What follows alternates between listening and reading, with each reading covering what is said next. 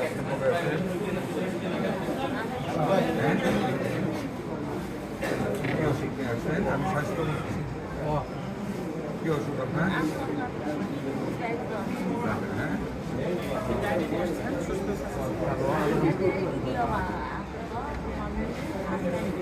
এখানে সেবা কেমন পাচ্ছেন? ওষুধ দেয় এখান থেকে না কিনেছে? এই স্যালাইন থেকে বাইরে টানছে না কিনে? এখানে দিয়েছে? আচ্ছা, সব ওষুধ এখান থেকে দিয়েছে? ডাক্তারদের ব্যবহার কেমন? সার পোকা আছে কামড়ায় রাতে? তেলা পোকা হাঁটে নাকের উপর দিয়ে ঘুমে? নাই?